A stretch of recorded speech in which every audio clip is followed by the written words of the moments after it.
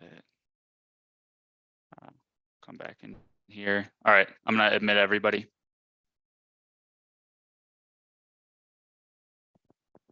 All right, hello, everybody. Happy Wednesday.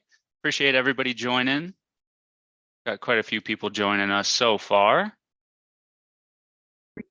Welcome to another month, another installment of ClearCalcs Learn Hour. Friendly reminder, if you guys can, especially if you're watching the news or something like that. Connor, I think you're on mute. I accidentally muted myself while going through and trying to mute everybody. But friendly reminder to go ahead and mute yourself if you can. And then, of course, as we get to the point where we're asking questions, doing a bit of Q&A, some back and forth throughout today's webinar, we'll definitely ask you to unmute yourself so that it could be a bit more collaborative. As we're going through and doing these first couple introduction slides, feel free to say hello in the chat box. If you guys are familiar with Zoom, go ahead and click that chat. You could send through maybe your name, your title, whether you're an architect, structural engineer, building designer, permit reviewer in academics, and just where you're joining us from. And today, we're gonna be talking about snow loads. We could actually go to that next slide there. But a quick about ClearCalcs.com for those of you who might be unfamiliar with it, or maybe those of you who even trialed us in the past and are coming back to check us out.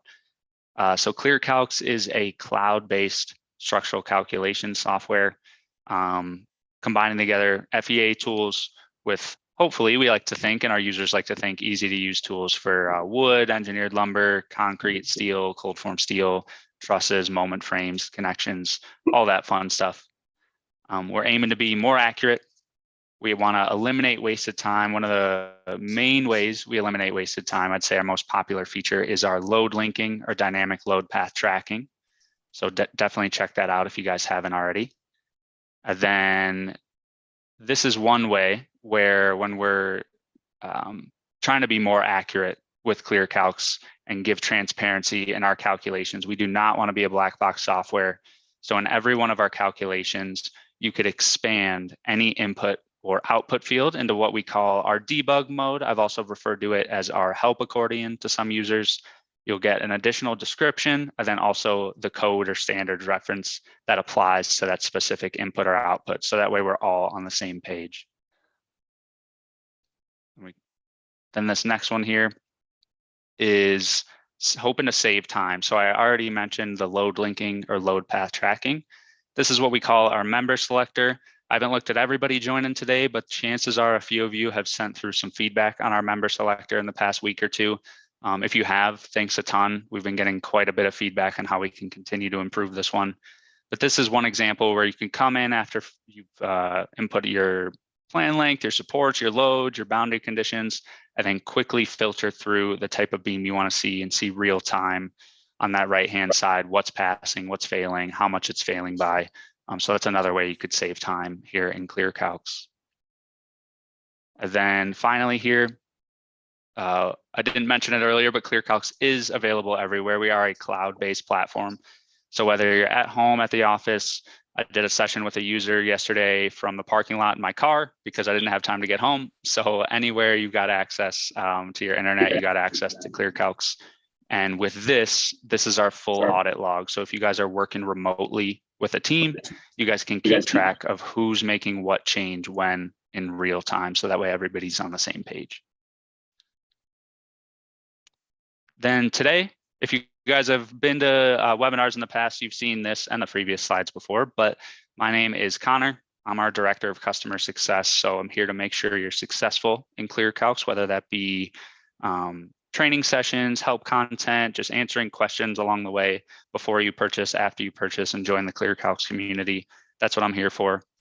Laurent, who's going to be our main presenter today, he's a professional engineer. He's our North American engineering content lead. So basically every calculator you guys are seeing in ClearCalcs in the US and Canada, he has been leading that work. So he's to thank for all these new calculators we've been pushing out as well, him and his team.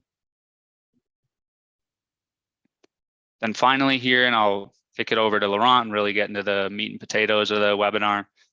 If you guys do have questions throughout today's webinar, I see some people are already sending in the chat. Feel free to send through questions, anything like that, comments, and then we'll have a dedicated Q&A session at the end of the webinar. But if it makes sense, we might ask you to unmute and we can go back and forth on the question in the middle of the webinar as well. All right, over to you, Laurent. Okay, thank you, Connor. Thank you, everybody, for coming here today.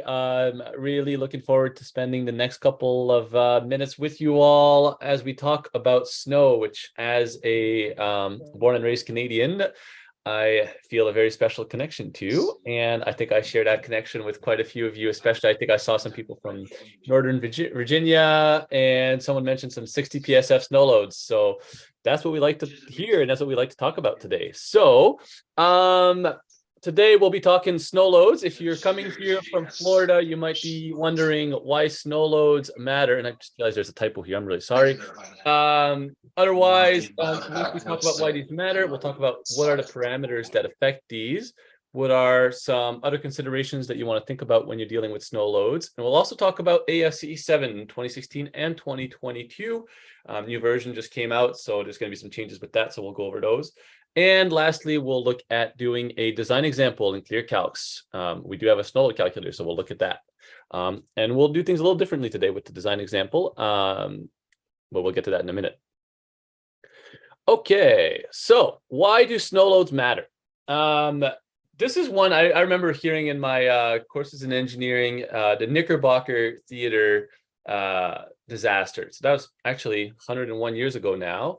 One of the most, the deadliest structural collapses in the US. This was during a huge snowstorm over the Northeast in Washington, DC, in the middle of I believe it was a movie. The roof collapsed from the weight of the snow. A lot of people died. A lot of people died from that snowstorm overall.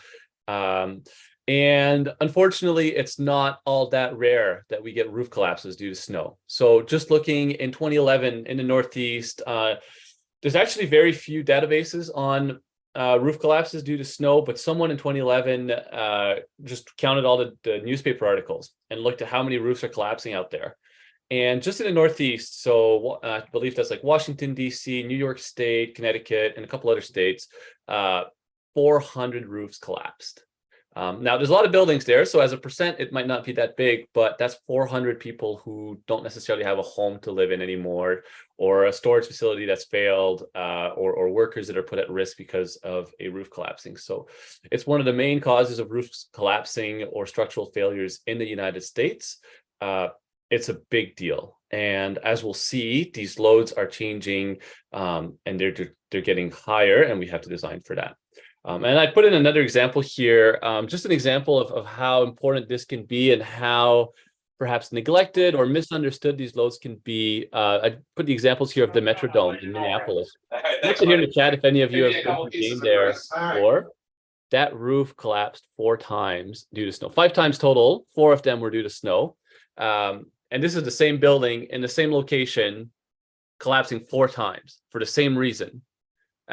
Just goes to show how important this is and how it can be misunderstood or cause so many issues. So that's why we look at this. That's why we're talking today. I'm going to keep going now.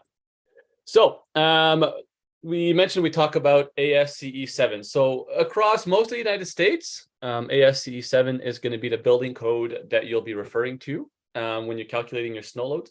There are some exceptions. A big one here, some insurance companies might have their own requirements for snow loads. Put that in the chat, actually, if you've ever had to deal with that, if different snow loads from insurance companies or perhaps another jurisdiction or something like that. But overall, ASCE 7 is where you're going to be living. And it's where you'll find most of your design values. Now, there's a caveat here that your local jurisdiction might actually override some of these values. And with snow, especially, I'm sure some of you have seen this before, local jurisdictions have a lot more play here, especially with snow. More than seismic, more than wind, we'll see a lot more difference here with jurisdictions. In general, though, most states are on ASCE 716. That's pretty international building code.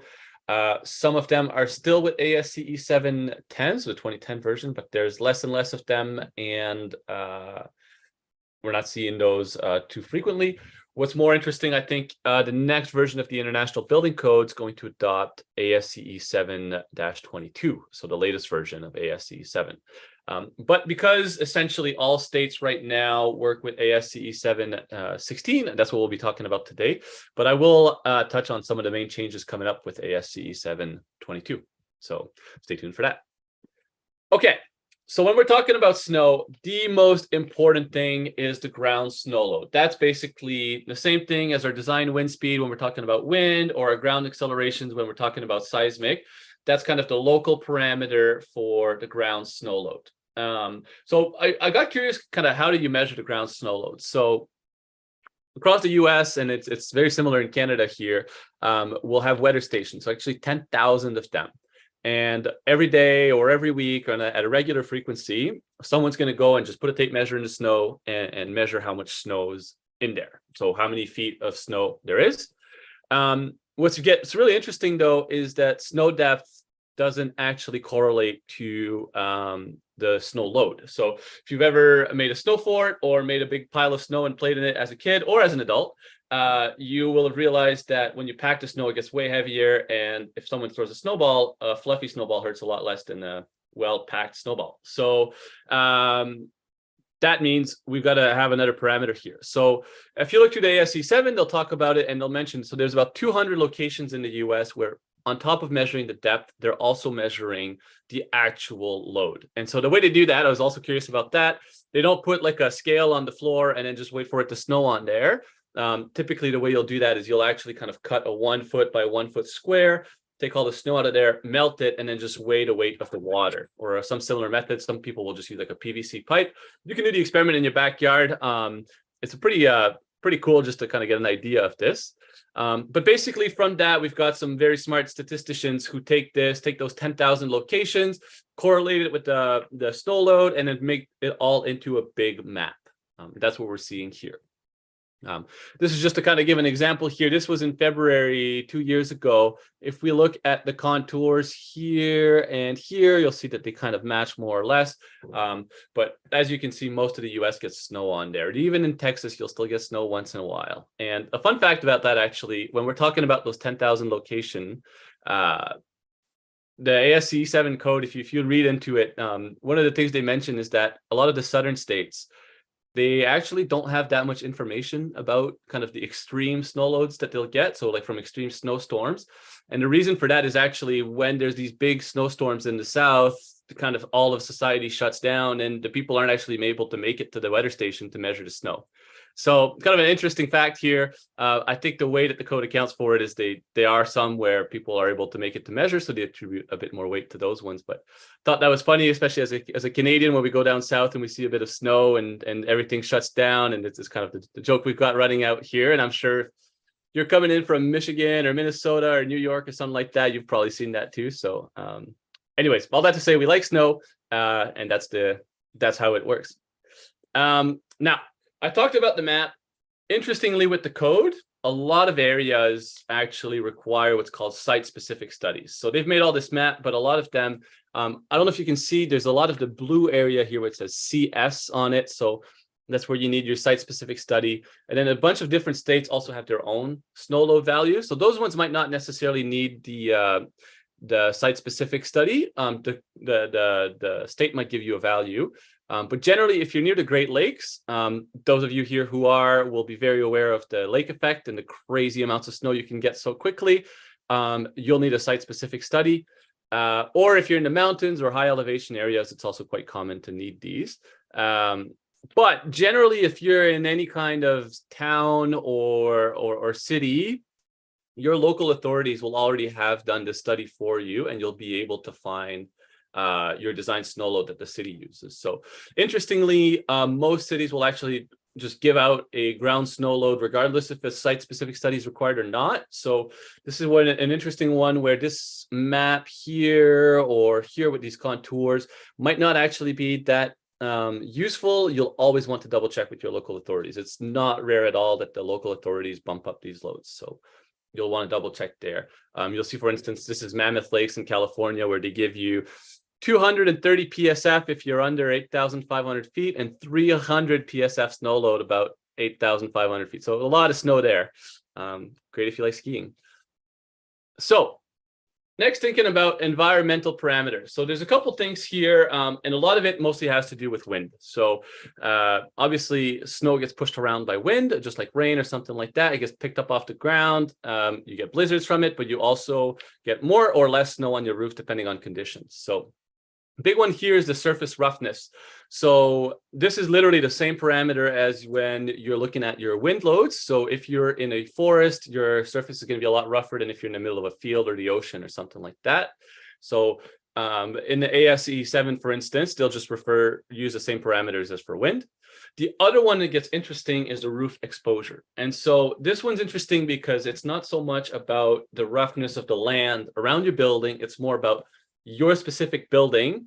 Is there stuff that's going to protect it from the wind? So if you're building a small house in a forest with large pine trees, for instance, that roof is probably not going to see a whole lot of wind compared to if it was above the pine trees. If you know, for instance, that there's a forest growing around you or something like that, that your roof might get a bit more sheltered from the wind.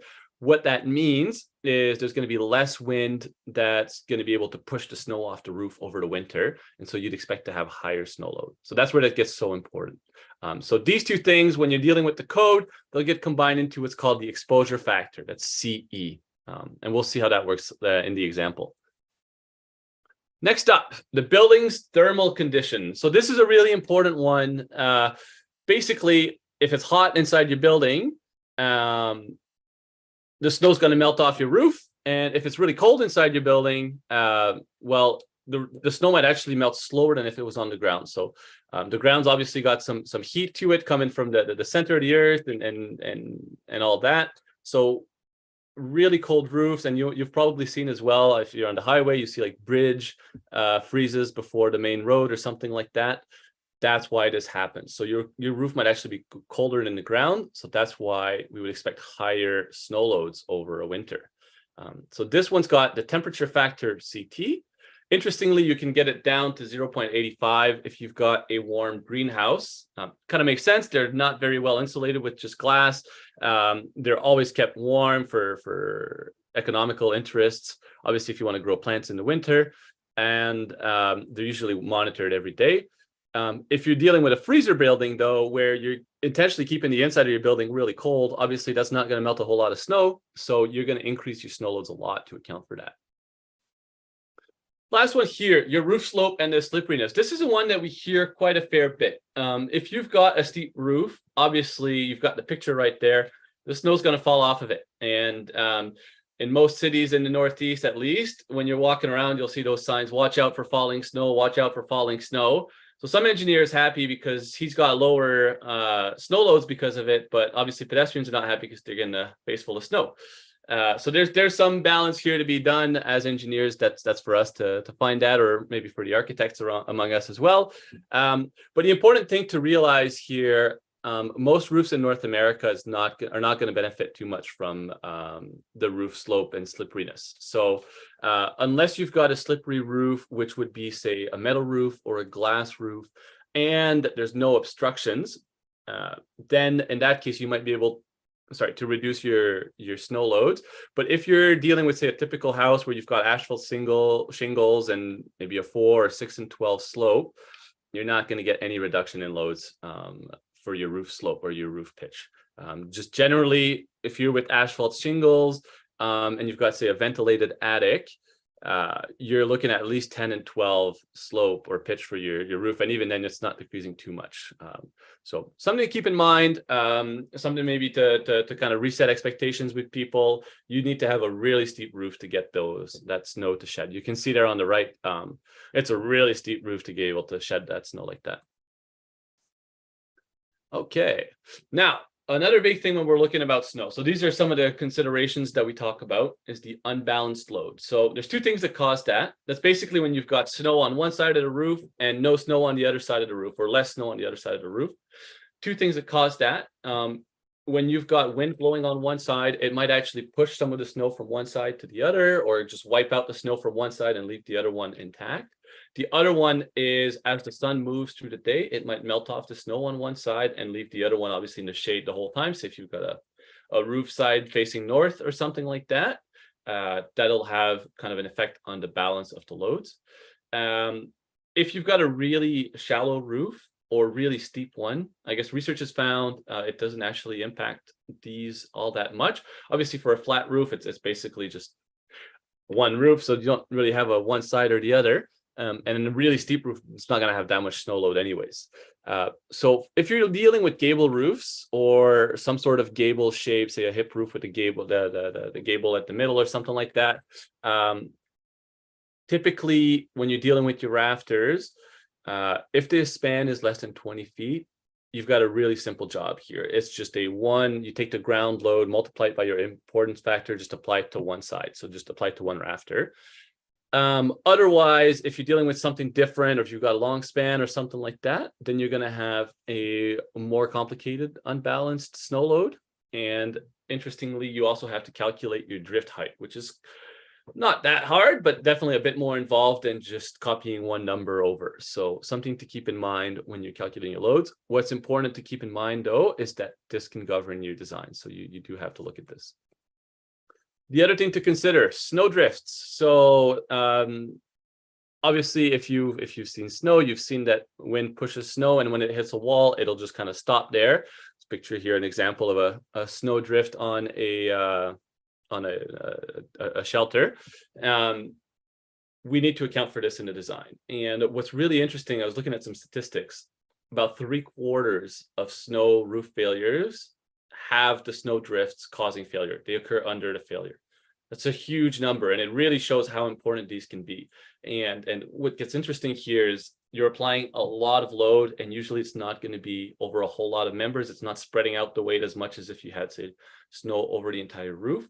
And especially if you're thinking in terms of snow drifting against a rooftop unit, for instance, or something like that, like an air conditioning unit or something like that, you've already got a lot of extra weight because of that unit, and now you're adding even more weight on top of it because of that snow drift. So those members can really quickly become overloaded. So in the US, there's one formula to calculate the snowdrift height. It's for some reason it came out blurry, my apologies, but that's basically what it is. It's a bit of an ugly formula, relatively simple to use though. When you apply that, you'll get your snowdrift height, and then the code shows you kind of helpfully how to apply these loads. Okay, so I talked about ASCE 7-16. Coming up next year or the year after, or in a few years, depending on your state or your jurisdiction, is ASCE 7-22, so the newest version of ASCE 7. There's two big changes that come with this. First one, we've got a new ground snow load map. And interestingly, it's basically completely rewritten, completely new, new data, new analysis methods as well. What's very interesting about this, basically no areas require those site-specific case studies anymore. So if we go back to this area here where basically half the map's in blue saying you need a site-specific study, that's not going to be a requirement with ASCE 7-22 anymore. Interestingly as well, similar to how wind and seismic loads are calculated, loads are based on reliability targets now. So what that means for us in practice, if you're designing an LRFD, the factor before snow is now going to be 1.0 instead of 1.6. And if you're an ASD, it's going to be 0.7 now instead of the 1.0 that you're typically used to. With those new snow maps, you're typically going to see about a 12% increase in your snow loads. Some areas actually have some reductions. Some areas have much higher increases than 12%. I think Baltimore and Maryland's a good example of that, where I think the loads have gone up like 30%. So something to keep in mind. Now, one thing in mind, as I mentioned, a lot of jurisdictions already have their own snow loads that are typically higher than ASCE 7, so it might not be that large of an increase.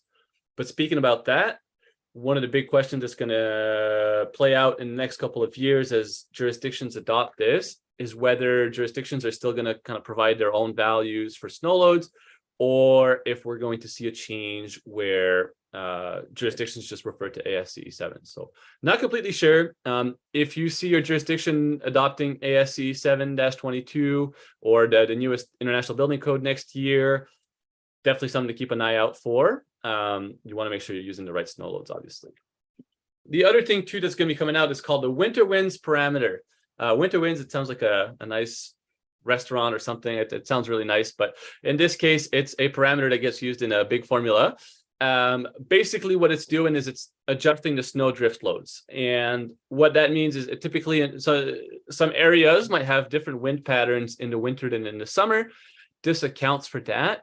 This also looks at what's the typical wind. So if you're in the Midwest, in the Northeast, generally you can get some pretty high winds in the winter.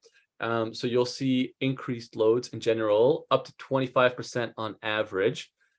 If you're west of the Rockies, so California, Oregon, something like that, or in the Southeast, so say North Carolina or something like that, you might see a pretty dramatic reduction in your loads to account for the fact that there might be more wind here. Or less wind, sorry. So that's only going to affect the snowdrift loads. So not necessarily your overall loads, just for snowdrifts, but definitely something to keep an eye out on in the next standard. Would love to hear if anybody here is already designing with 7-22, ASCE 7-22. We've heard for seismic, a few people in the past have told us that they do design with 2022. So I think for us as ClearCalcs, certainly something that we're looking at bringing into ClearCalcs very soon. Speaking of us, we talked about snow loads in ClearCalcs. So we do have a snow loads calculator in ClearCalcs. We'll take care of the calculations. You provide us your inputs, basically everything that I just mentioned, the different parameters. We've got an input for that in ClearCalcs. You put that in and we'll give you your loads. Now, we're trying something new today. This calculator is actually still in beta. So we're collecting feedback. We're looking at ways we can make it better. And we're going to have it reviewed externally by a professional engineer as well. That's just part of our quality process. But because we're doing this as part of our webinar, what we'd love to do, though, is to get your feedback. And so we're going to jump into an example soon. And what I'll ask during that example is, as I'm entering stuff, I'm going to go a little slower than usual. I would love for you all to post your questions. If you've got any comments, questions, roast us, make us look bad. Tell us all the bad things that we're doing, all the things that we can improve. It goes such a long way for us to make it better. And that's how we're going to be able to take this calculator out of beta in part. So don't be shy. Tell us what we can do better. We will welcome it with open arms. So I guess I'll try this. Before we jump into our example, does anybody have any questions up to now into snow loads or anything we've discussed? Feel free to post it in the chat, or if there's anything here. Yeah, no questions in the chat so far, but like Laurent just mentioned, feel free to send any questions, suggestions, comments in the chat as well. I'm happy to talk through those as we work through this example, then even after in a question and answer period. Okay, looks like it's a little quiet today, so no problem. Let's just jump straight into the example. So I mentioned Mammoth Lakes. Let's look at Mammoth Lakes. I was there last year. I've got a good friend of mine who lives there. Beautiful place. I'd recommend it to anyone. If anybody's from near there, I'm very jealous of you. But they actually had this year one of the worst snowstorms, I think, in history. You can see some pictures there. Just absurd amounts of snow, like feet upon feet upon feet upon feet. Just crazy, which the skier in me definitely relishes, but obviously that's a lot of snow to deal with. Okay, so we'll be designing a house in Mammoth Lakes, and we're going to find the ground snow load from local data. We're going to go through this together. Building parameters, we've got a ventilated attic, asphalt shingle roof. It's still going to be a rafter system with a 15-foot span. So what we want to find, we want to find the roof snow load, and we want to design the rafter for the snow load as well. So with that said, let's just jump into ClearCalcs. And like I said, I am expecting you all to tell us what we can do better. Would really, really appreciate that. Okay.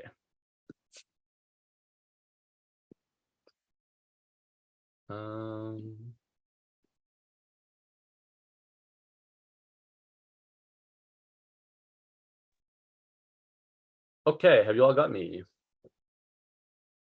We still have the presentation right now, Laurent. Oh, We've got the slides. There we go.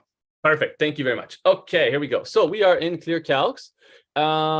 First thing we're going to do, we're going to enter our location. I'm just going to type in here, Mammoth Lakes Welcome Center. Perfect. We'll put that here, and you can see we've got our satellite view here. So I've just created a new project. You can see where we are.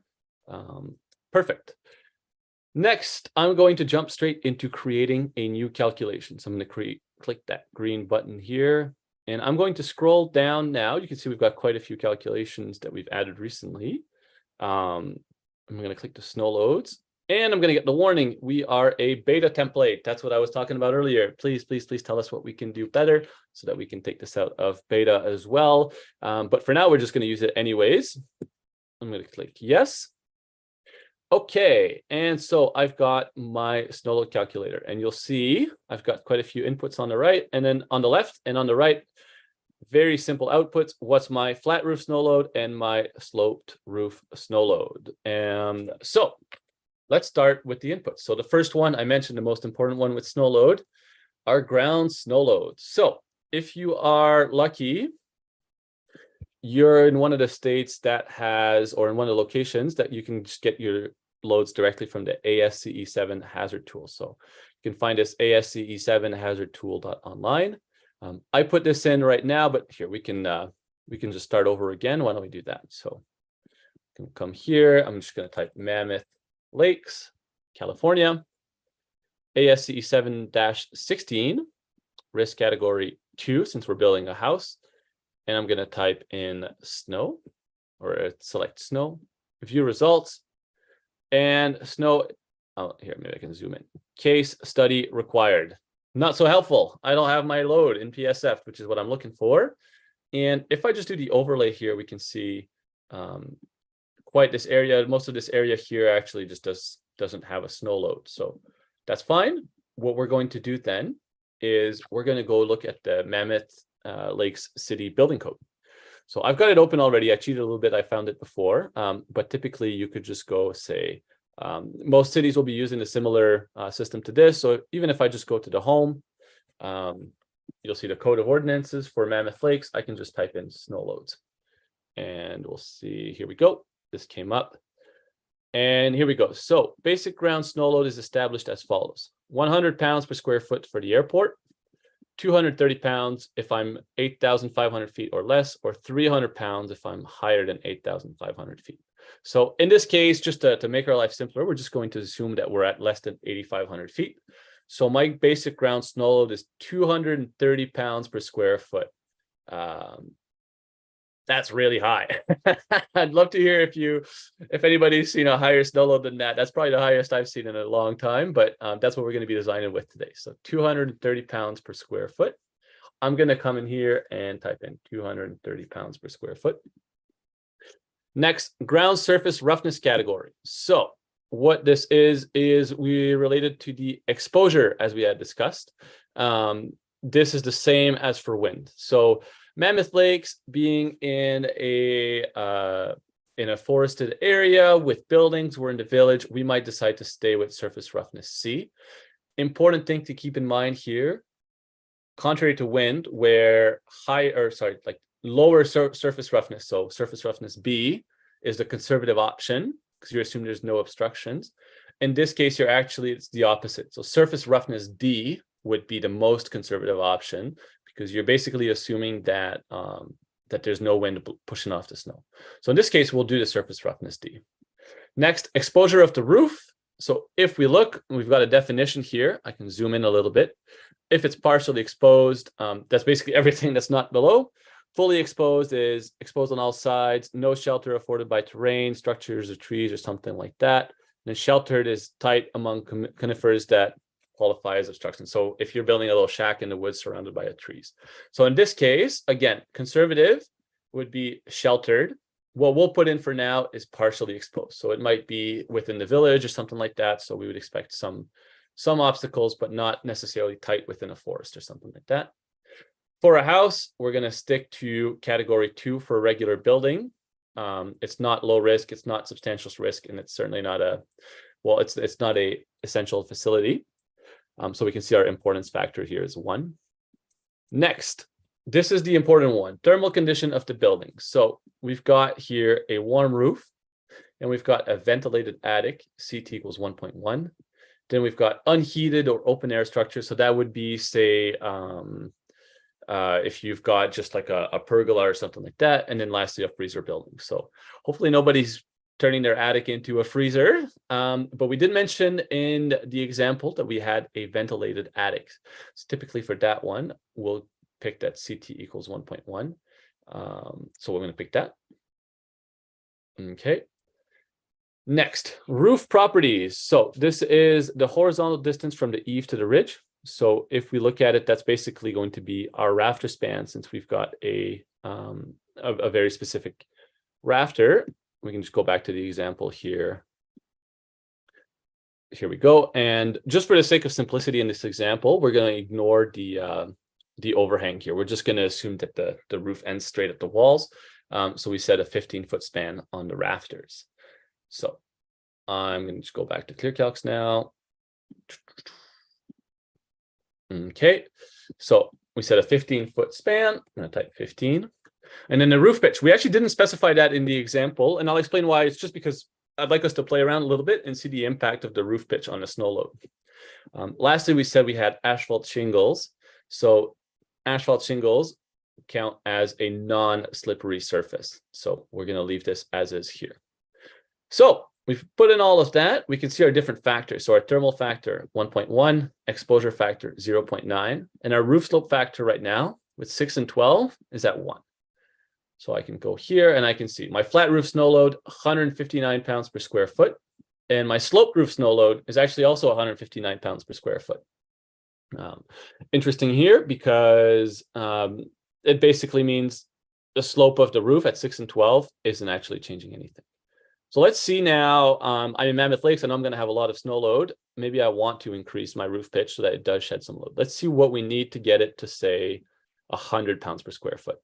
So right now you'll see it's pulling those values from our project defaults. We can just overwrite that. So maybe we'll look at a 8 and 12 slope. Oh, didn't change anything. If we go to a 10 and 12, oh, that reduced us to 138, 12 and 12, 114. So I'd probably need about 13 and 12 roof pitch just to be able to lower my load by about 55 pounds per square foot or to get to 100 pounds per square foot. So need to be a really, really steep roof. Now, if I had, say, a metal roof and no obstructions on it, let's see what happens. Oh, I went down to 60 pounds per square foot now. So definitely, if you're really looking to shed snow, the slippery roof surface might help there. If I say went back to a 6 and 12, I can see I've already got a huge reduction in load. Now, one thing to keep in mind again is reminding ourselves of the watch out for falling snow signs all over the place in the winter. If you want your building to be one of those watch out for falling snow buildings, that would be part of that unobstructed slippery surface. So anyways, we'll leave it at obstructed or non-slippery, and we'll leave it at a 6 and 12 roof pitch. So that leaves us with 159 pounds per square foot for our sloped roof balanced snow load. So you'll notice one thing here. Again, please put in your comments if there's stuff that we could have improved here. Also put in your comments if you've got any questions you want me to look at something in specific on the calculator. But otherwise, really appreciate your feedback here. You'll notice one thing here. We currently don't give the unbalanced snow load right now. Reason for that, we haven't added it. We're going to add it very soon, I expect. But because we've got a rafter system and our span is less than 20 feet, which is going to be typical for, I think, a lot of houses, you'll see we'll do that with the rafter. We can also just look at the ground snow load. So let's now go into a rafter and design this rafter. So I'm going to create a new calculation, go into our wood beam, and we'll design with ASD. And you'll see we've got all our different types of wood beams. In this case, I'm going to select a rafter. Okay, so you'll see by default, we've got a 2x12 Douglas fir. We'll come back to this. 1 ply, we said our span was 15 feet. So I'm going to type 15. 6 and 12 roof, so that works. I've got my bearing lengths here and here. These are actually coming from my project defaults. We can leave these as is, and we'll say that our roof is braced by the sheathing on the roof. So coming down now, this is where I'm going to enter my loads. So spacing for my rafters, 16 inches. That's pretty conventional. First one, my roof load. So dead load, let's say 15 pounds per square foot. Probably going to be a pretty heavy sheathing given the amount of snow load out here. No live load, but we've got a 20 pounds per square foot roof live load, which knowing that we've got about 160 PSF of snow, probably not going to matter all that much. But we're going to leave this in. Just for the sake of simplicity, I'm just going to remove the wind load here. We've got other tutorials on dealing with wind load I'd encourage you to watch. But for now, we'll just talk to the snow load for now. So we can see by default, we've got 30 pounds per square foot. Obviously, we're going to be a heck of a lot higher than this. So we're going to go back to our snow load calculator here. You can see we're at 159 pounds per square foot. So I'm going to come back down here and type. See, right now it's actually coming from the project defaults. I can type in 159 here, or actually, why don't we take this occasion? We'll just enter it in the project default. So on the left, the project default roof loads, snow load, we'll type it 159. Okay, so you'll see now that this updated.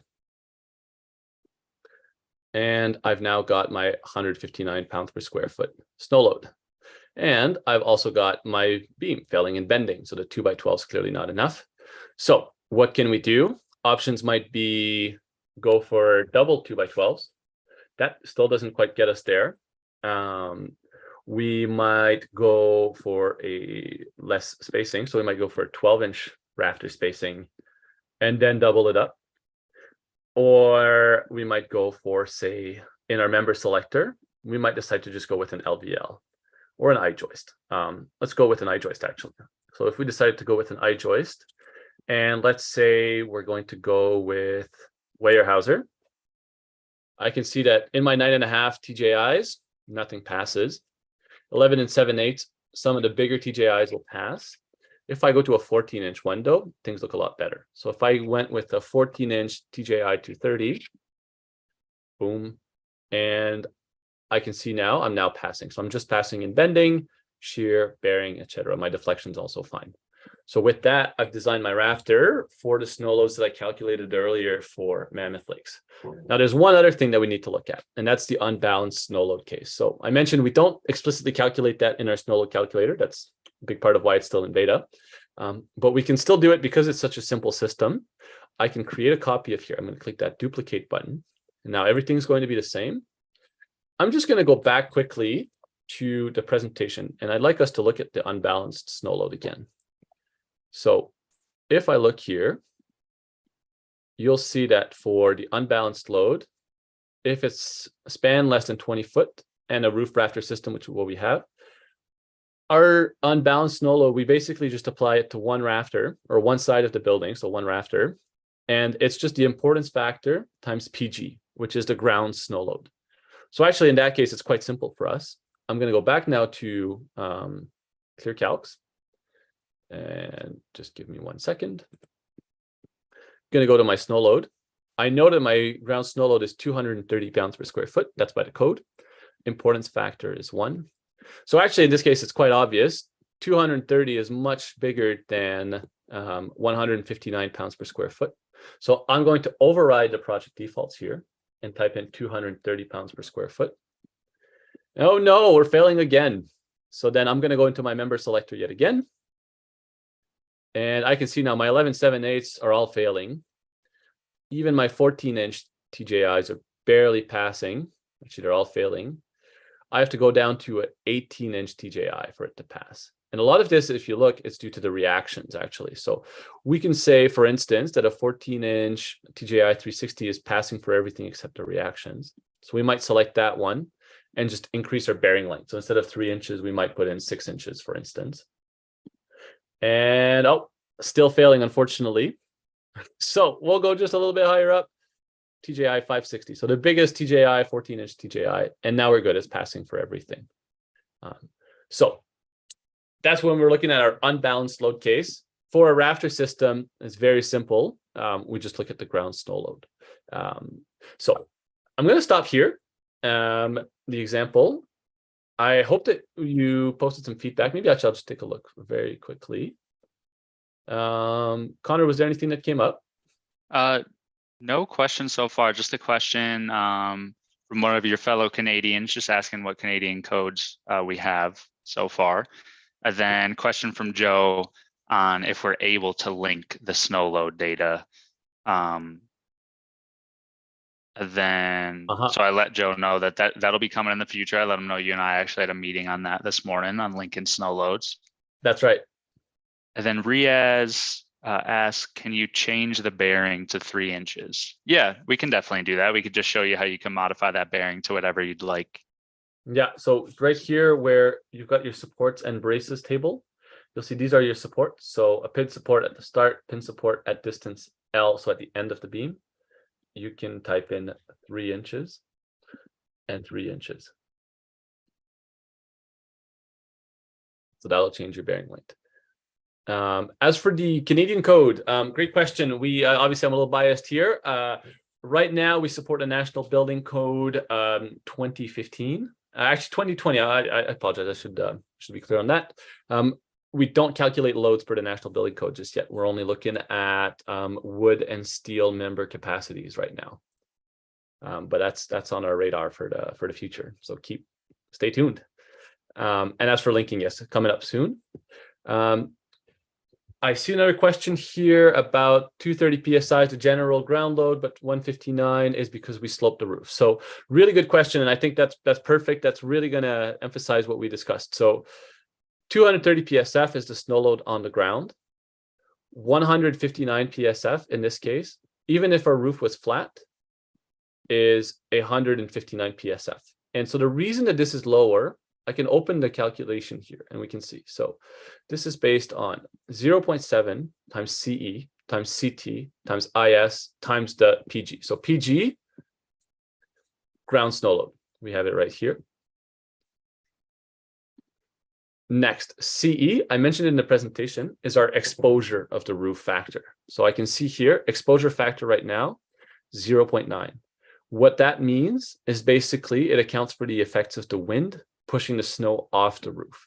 So based on the terrain, yeah, effects for how sheltered the structure is from the elements. So basically the idea is over the course of a winter when snow accumulates on there, there's also going to be some wind. That wind's going to push some of the snow off the roof.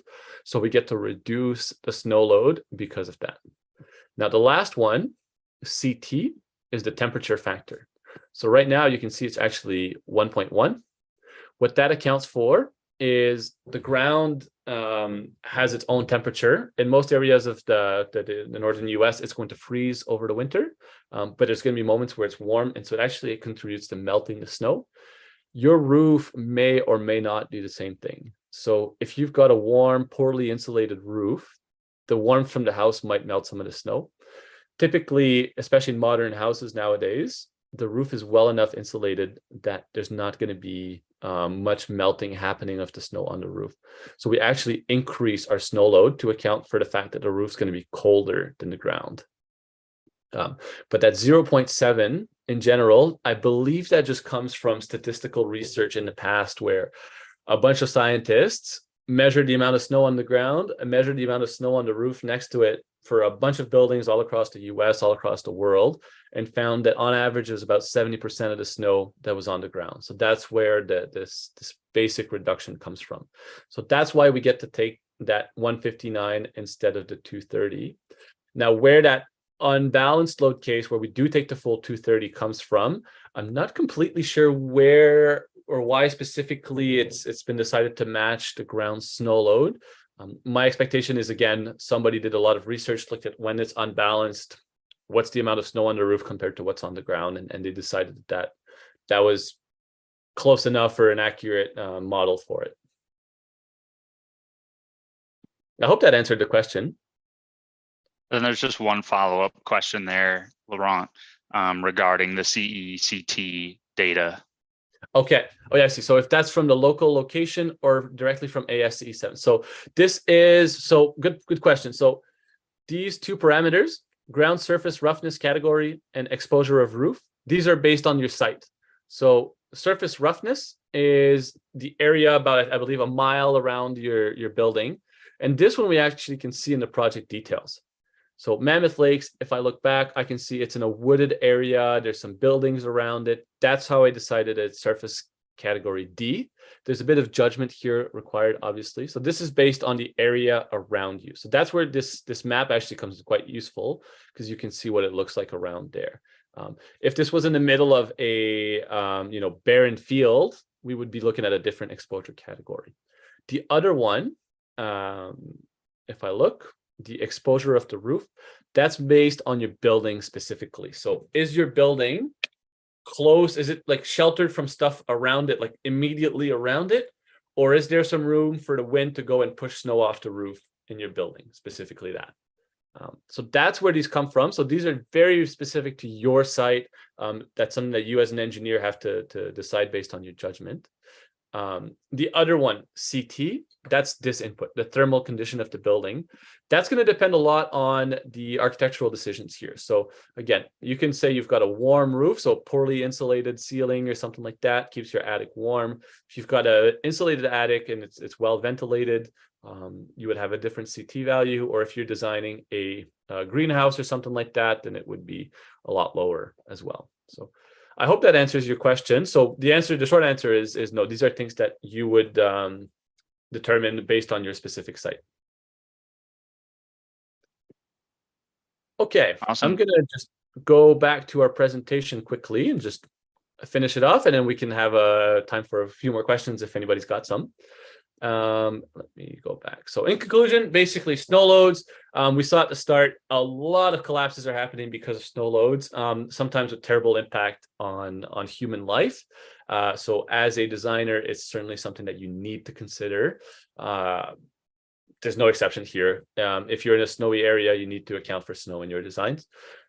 There's a lot of parameters that affect snow loads, not necessarily as many as seismic loads or something like that. So in that regard, life's a little simpler with snow loads, but they do require some judgment, especially when we're thinking about the type of roof or thinking about if it's slippery or the exposure or something like that.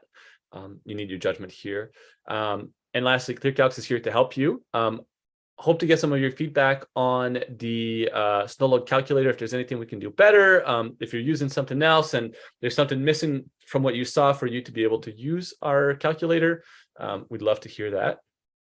And just quickly, new stuff in ClearCalcs. We just released a basement retaining walls or restrained retaining walls. I know a lot of people were asking for that, so we're really happy to have this out there. Would love for you all to try it out. Let us know what you think.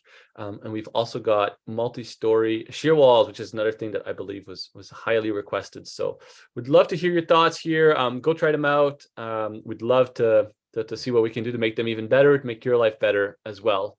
But I hope this is useful for you all. And webinars coming up, we've got quite a few. So a month from now, we will be talking about diaphragm analysis as well as load linking lateral loads. So seismic and wind loads into your shear walls, how you can load link those directly and save a lot of time, avoid a lot of mistakes with our load linking system. We're going to have a guest as well coming up soon, introducing the girder slab system and a design tool for the girder slab system. Love to see you all there as well.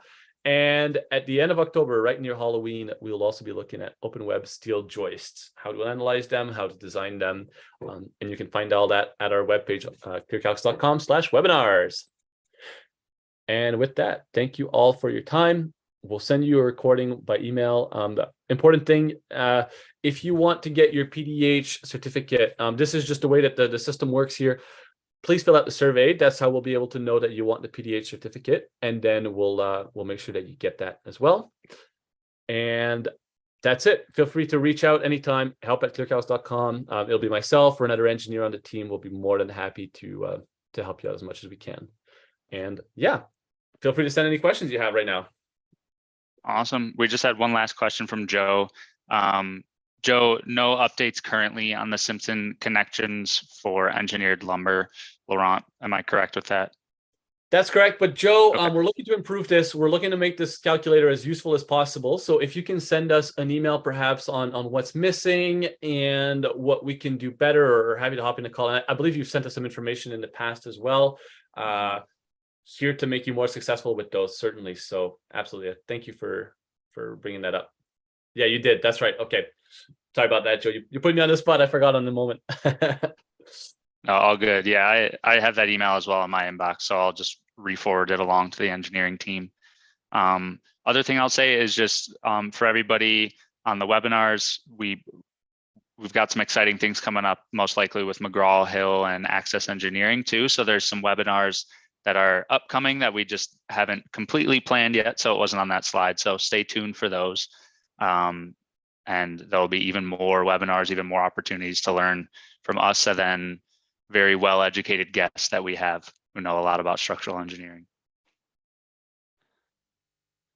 All right. And Joe, AIA or CE credits. I'm not sure. Joe, we've done some research into this. We need to confirm which ones we're able to give specifically. Connor, do you have more information on that? Yeah, I don't believe currently we're registered with AIA for webinars. That is something we've thrown around the idea of doing. I believe through research I've done and through talking with people at AIA, it's really just paying to be able to be registered to do it, and then just getting webinars approved before we host them. Yeah, so I don't think we're able to give those right now, unfortunately, but it is something we've thrown around the idea of just paying into and being able to help out the architects who join. And then the state PE, it depends what state you're in. It really depends on what different PDHs they accept. We aren't necessarily registered with specific states, but feel free to reach out here. I'll just send a message in the chat here. Feel free to reach out to that email there. Okay, Virginia. So I'll do a little digging and see if we are accepted there. I'm not 100% off the top of my head, but I'll get that answer for you. I believe almost every state we are, though. Okay. All right. Thanks, Laurent.